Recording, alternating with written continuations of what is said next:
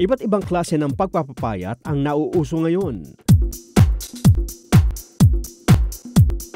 Isa na dito ang Zumba exercise na kinagigiliwan ng marami. Pero para sa mga ayaw mapagod ng husto at sumakit ang buong katawan, alam nyo ba na nauuso na rin ngayon ang simpleng pagtapak-tapak sa device na ito para maging fit and sexy at gumanda ang sirkulasyon ng dugo sa katawan?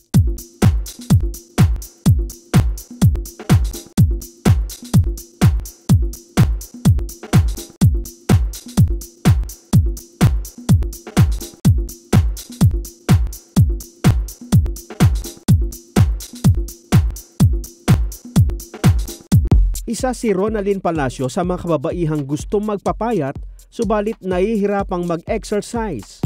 Hanggang sa madiskubre niya na maganda rin palang ehersisyo ang pag-apak-apak. Sa ibang exercise po nakakapagod eh. Yung apak-apak po, aapak ka pa naman 30 minutes, okay na po yung pakiramdam niyo. Sa una po, nag-apak-apak po ako, mas mataba po ako dati. Ngayon po, nag-reduce po ako dahil sa apak-apak. Yung UTI ko po nawala. Tsaka po mahimbing na po yung pagtulog ko. Pagbabawas rin ng timbang ang gustong gawin ni Heini Agbayani na isang housewife. Subalit bukod sa nakakapagod ang ehersisyo, sumasakit pa ang kanyang katawan dito, kung kaya't sinubukan rin niya ang apak-apak.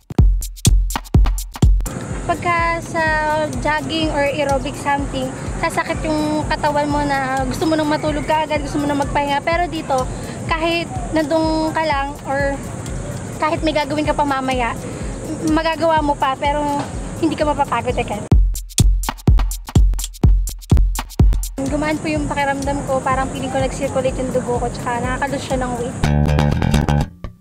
Ang apak-apak na tinatawag ring Wonder Healing Device o WHD mat ay isa lamang sa maraming imbensyon ni Ka Dalmacio Muring. Dating reflexologist si Ka Muring na may pwesto sa Guadalupe, Makati. Dinarayo naman siya ng maraming may sakit dahil bukod sa marami ang kanyang napapagaling sa karamdaman, hindi rin siya agad sumisingil kung walang pera ang isang pasyente dahil sa kanyang Heal Now, Pay Later advocacy. Dito na rin nagsimulang mabuo ang kanyang imbensyon na apak-apak upang mas marami siyang matulungan.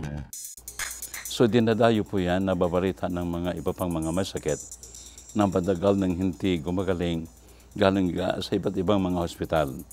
Pinupuntahan yan sapagkat hindi sila magbabayad kung hindi sila gumagaling. Sa dami po ng mga nagpapatherapy, nagpapareflex, naisip po natin yung isang paraan na apak-apakan lang, gagaling po ang tao. At dito na nagsimula ang pag-develop ni Ka Muring sa apak-apak Wonder Healing Device kung saan maaaring makapag-reflex ng mga paa ang isang tao nang hindi na kailangang magtungo sa isang reflexologist. Naniniwala rin siya na malaking tulong sa kalusugan ang paglalakad, lalo na kung walang sapin sa paa tulad ng sapatos at tsinelas, gaya ng ginagawa ng mga sinaunang tao noon na nabuhay sa mahabang mga taon. Mga tao po na nasa bundok, yung mga nagtrabaho sa bukid, yung mga naglalakad walang tsinelas, ganun din po, malusog, walang sakit, mahabang buhay. Kasi po naglalakad doon sa lupa, sa buhangin, sa mga bato na walang sapatos, walang tsinelas. Kaya ang pagpapagaling po ng karamdaman, may kaugnayan po doon sa ilalim ng ating paa. Nang ma-imbento po yung tsinelas, sapatos o sandalyas, in the time of Moses, ang edad ng tao po bumaba. 120 years na. So, naisip po natin na mag-imbento ng isang device para lakad-lakad ka lang, gagaling ka rin. Yun na nga pong goma na may magnet. Hindi po karaniwang goma yan. Yun ay mineralized rubber with a special magnet. Sa pamamagitan anya nito, nai-stimulate ang mga cells sa katawan ng tao na nakakatulong sa ating kalusugan. Pinakamahalaga po na ma-stimulate ang trillion cells of our body para yung ating endocrine system, stem cell system, at saka immune cell system, they are working together to heal any sickness striking to your body.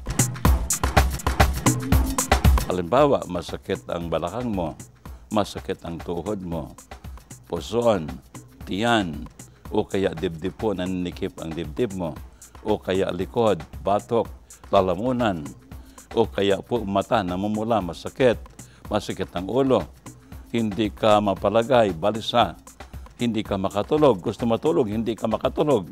Lalo na po yung mga may rayuma. Mahirap pong may rayuma. Nakahiga ka, masakit. Nakatayo ka, masakit. Lalo na po kung naglalakad, lalong masakit. So, apak-apak lang po. On that WHD healing mat, mawawala po yung kirot ng sakit at magiging maginhawa ang pakiramdam mo. Masarap na pong matulog.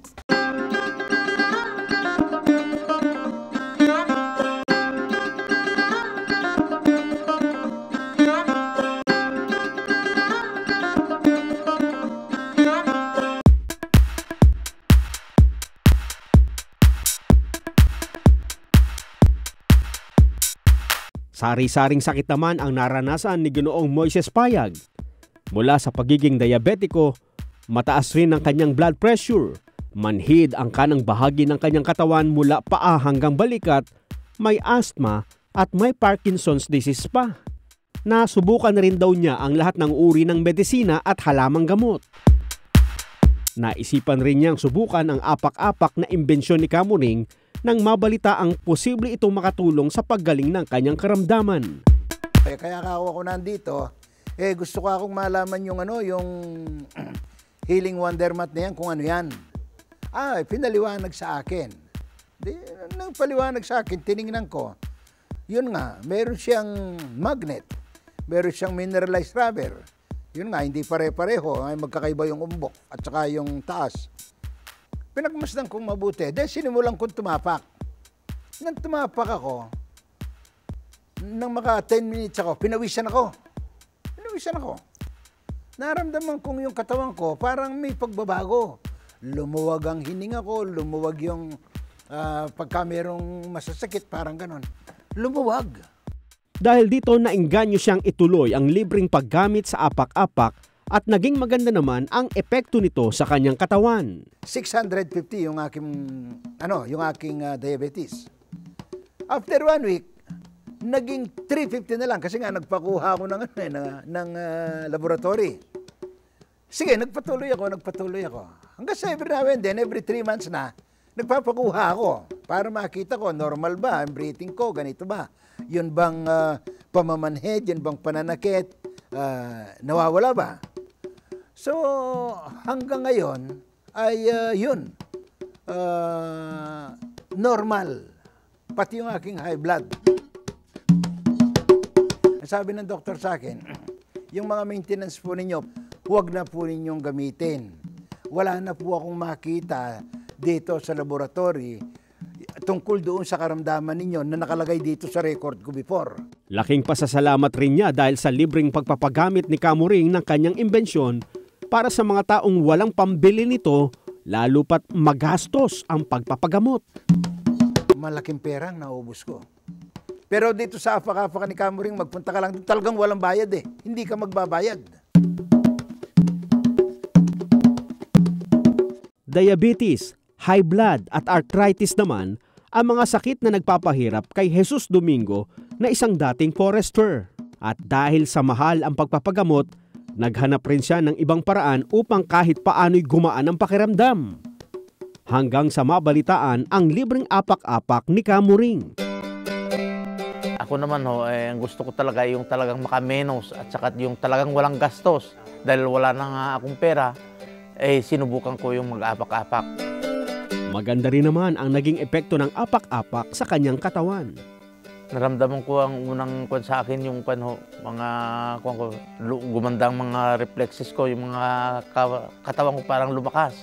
At saka dahan-dahan nawawala na yung sakit dito sa likod ko at saka tuhod. Cervical spine tumor naman ang iniindang sakit ni Police Senior Superintendent Alfredo Modestano sa mahabang panahon. At dahil sa sakit na nararamdaman, hindi rin siya halos makatulog sa gabi hanggang sa masubukan niyang gamitin ang imbensyon ni Kamuring. Nung gumapit ako nitong apak-apak, naumpisahan na mag-relieve yung aking pain na nararamdaman. Muli po, makikita ninyo, very effective ito doon sa kung mayroon kayong abdominal cramps. Ma-realize po ninyo, within several mga 30 minutes pataas, matatanggal talaga siya. At yung pong aking eyesight ay luminaw.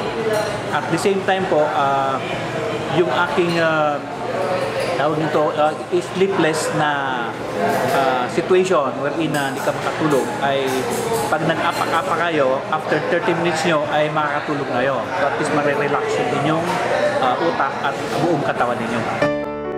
Instructor naman ng Mixed Martial Arts si Master Carolino Duran bago salantain ng Super Typhoon Yolanda ang kanilang bahay sa Leyte. Nakuha kami ng Yolanda, tatamaan kami. Pumunta kami sa Manila kasi nakuha ako, nakaapak ako ng pako. So namamaga yung pako. Di pagdating dito sa Manila, yan nagpa-doktor ako. Binigay ako ng anti-tetanus. Di sabi ng doktor, in-examine rin yung dugo ko. 200 yung dugo ko. Sabi ng doktora na kailangan may maintenance ako. At saka ako magbuhat ng mabigat dahil delikado yun sa akin. Kaya nawalan akong pag-asa na magturo kasi yun talagang profesyon ko.